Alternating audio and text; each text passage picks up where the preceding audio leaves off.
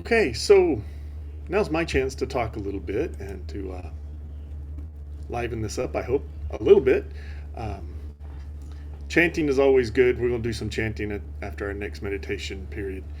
We'll chant the Heart Sutra together. Um, as Sung San called that, together action, right? It's our way of trying to set the cosmos in order together as a unified Sangha body. So, what a wonderful thing that is. But we'll do that in a little while. First, I want to talk a little bit about basics of Buddhism, right? Um, I think most people who would bother to take the time watching this would understand that the Buddha's realization under the Bodhi tree, by the Buddha I mean Shakyamuni Buddha, his realization under the Bodhi tree was to fully comprehend what he called the Four Noble Truths. And the first noble truth being there is suffering in the world. Um, it's unavoidable, it's unmistakable, it's here. Um, and so much of the Dharma is wrapped in that first noble truth. There's suffering, right? And then the second noble truth it was there's a cause of suffering. Okay? And that cause of suffering that the Buddha explained to us that he realized under the Bodhi tree was that this clinging, this attachment to greed, hatred, delusion, those three poisons as they're called, these are the things that cause people to suffer. Um, but then he realized that there was a way to stop suffering, that suffering can end. And his fourth noble truth was that suffering ends through the Noble Eightfold Path. Um, and then he listed a way for us to live our lives, to focus on a life of goodness so that we can stop suffering ourselves. And in the Mahayana tradition, we want to share that with other people. We want to help them stop suffering. So, this Noble Eightfold Path um, that the Buddha explained was right view, right intent, right speech, right action, right livelihood, right effort, Right mindfulness. right concentration. Uh, those things, if we, and then he spent his next um, rest of his lifetime, the next 40 years or so, doing nothing but expounding the wisdom behind the cessation of suffering and how we can stop suffering ourselves and how we can teach others to stop suffering. Um, that's the beauty of the Buddha Dharma. Uh, and then with the rise of Mahayana, the great vehicle, as it was called, this notion of taking on a bodhisattva ideal, that we want to share this desire to help other people stop suffering as our ultimate goal in all of our existence. Um, how important that becomes. But as has been said throughout time by the Buddha himself in the Dhammapada, by Zen masters throughout time in our tradition of Zen, one has to understand the Dharma first in order to teach it, right? And so understand these noble truths, understand the way to stop suffering. Now, that doesn't mean we're perfect at it. Obviously not. None of us are perfect. Um, but understanding it is an important step. And when we do understand it, and in our Zen tradition, when you understand it enough that that spirit of that bodhisattva ideal comes into your heart, that you truly want to share that and help other people stop suffering, then you just want to do it. Um, and we do that, we choose to do that in many ways. Uh, and so, you know, I previously had us recite, and I do it at the beginning of every practice session that I have done for years. And that is, I've always tried to recite the six perfections, these paramitas, right? And these are the things that bring up within us this bodhisattva spirit, this bodhisattva ideal, and uh, that to help other people stop suffering, right? To help alleviate their suffering, to save them from their suffering, so to speak. And so, this being generosity and discipline, patience, exertion, meditation, and wisdom. A week or two ago, I shared with you in one of my Zen minutes that that in the Platform Sutra, Huineng, the sixth patriarch of Zen, explained that there is not meditation and wisdom.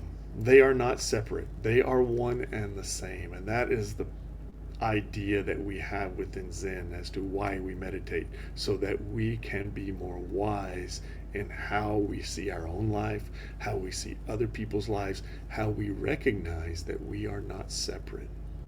We are all a part of the greater whole.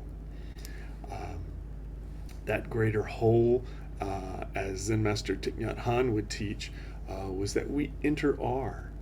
There is this sense of interbeing, that you do not exist without me, I do not exist without you. We all exist interconnectedly. And when we realize that, when we truly realize that, and we recognize we are not separate, but we are all part of one, it makes it easier for us to let go of some of our attachments to things, because we realize I can't be just attached to this, recognizing I'm also a part of that. Recognizing that is as much a part of what I am as this is.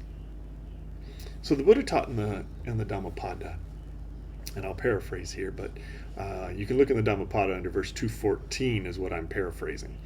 But the Buddha stated in the Dhammapada that attachment gives us anxiety, fear, and grief. That is suffering. And when we are so attached to things that we have fear, that we have grief, that we have anxiety, we are suffering. And we do not learn to overcome our suffering when we have those feelings. So how do we overcome those things? I've noticed in the Buddhist community recently, there is a lot of fear, there's a lot of anxiety, and grief. And I say this in the Buddhist community, I mean in the American Buddhist community. And it's been pervasive. I've seen it from all levels of practitioners. And yet, to have this fear, to have this anxiety, to have this grief is not the Buddha way. We have to learn to let go. We cannot live in the past. To paraphrase another section of the Dhammapada, under clinging, under the chapter on clinging, we have to let go of the past. We have to let go of the present, and we have to let go of the future, and just accept things as they are, emotionally, physically, and recognize there's still suffering in the world. There will always be suffering in the world. How do we then act to stop suffering in the world? We don't act to stop suffering by bringing more suffering upon ourselves. So if you're suffering, sit on it. Let it go.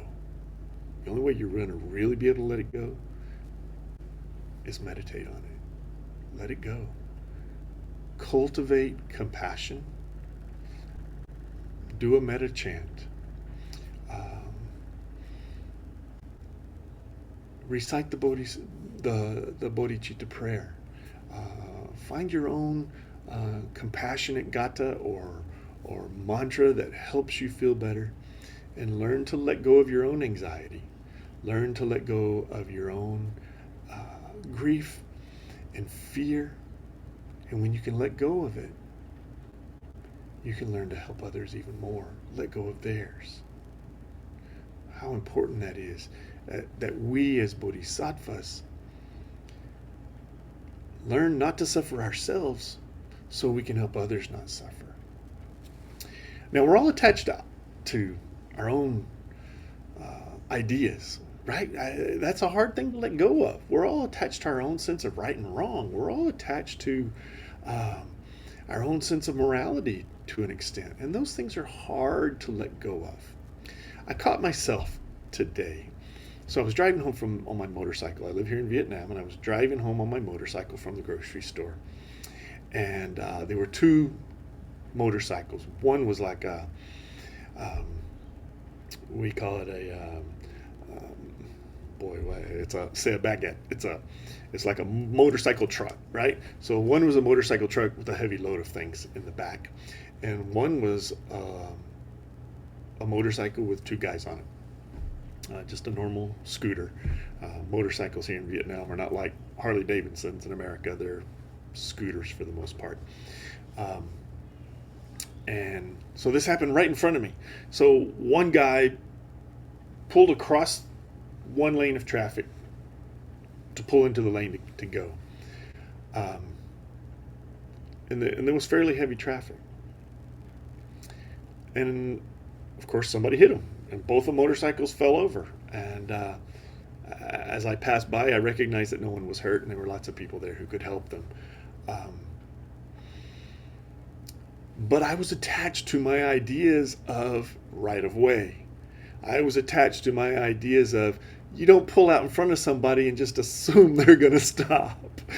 And I was finding myself on my motorcycle wanting to lay blame. It's that guy's fault. It's that guy's fault. He didn't do this. He didn't do that. Why did he do this? Why did this one do that? And it was all in my own head, right?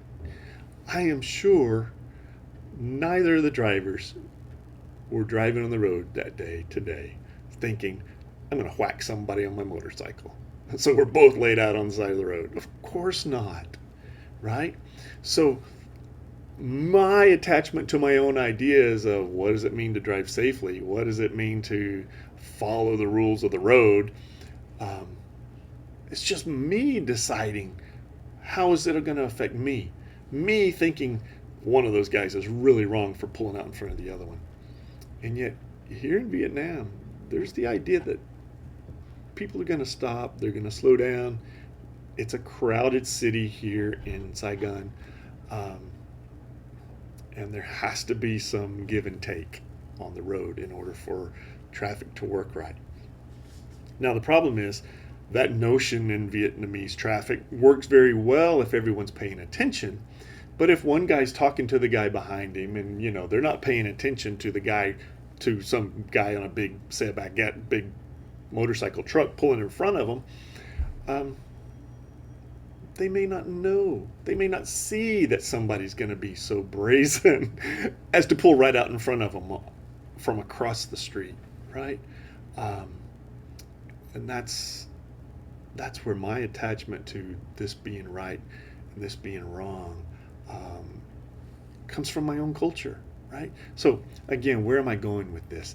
What I'm trying to say is we all have these ideas of who's right and who's wrong. And we dwell on them because maybe it's part of our culture. Maybe it's part of our religious culture. Maybe it's part of our educational culture. Maybe we are attached to those things. Maybe we're attached to our own degree of education or our own culture that we think may be better or worse than another. However, we think my beliefs are better than their beliefs. We get attached. And what happens in attachment? It causes anxiety. It causes fear. It causes grief. And it causes suffering, whether it's our own suffering or someone else's. So, the Buddha tells us, let go of attachments. I had a great Zen master used to teach me, let go of your unhealthy attachments. If you're attached to not smoking cigarettes, then it's probably wise not to start smoking cigarettes, right? If you are attached to um, donating to your favorite charity, that's probably a good attachment. You know, you're helping people. So there's nothing wrong with healthy attachments in the grand scheme of things. But when we're attached to something to the point that it causes us anxiety, that it causes us fear, that it causes us grief, we're overly attached and it's not healthy. And that is not the Buddha way. So if you find yourself one of these many Americans, many American Buddhists especially, who generally tend to be very progressive in their thought patterns, if you find yourself suffering right now from fear, from anxiety, from grief, maybe now's the time to just learn, sit, let it go. Everything will be okay. Don't be overly attached. And then look for ways. How can I help someone else not suffer? I think there's a lot of ways out there. There's a lot of people who are suffering. And maybe they need a hug. Maybe they need a handout. Maybe they need the Dharma. Find a way that you can serve. The Zen master Sung San, Korean Zen master Sung San, who immigrated to America in the 70s, his constant mantra to his Zen students and later to his Zen teachers that he trained was this bodhisattva idea of how may I help you? Generosity of spirit. How may I help you? That I can help stop your suffering, alleviate some of it. When we do that, we are following the Buddha's way because he taught us there's suffering, but we can stop suffering for ourselves and for others. That's the teachings of the Buddha, and that's the best I can leave with you. Let go of some of our unhealthy attachments. Seek a way to serve others. When we do, we'll alleviate our own suffering all the more and alleviate their suffering as well.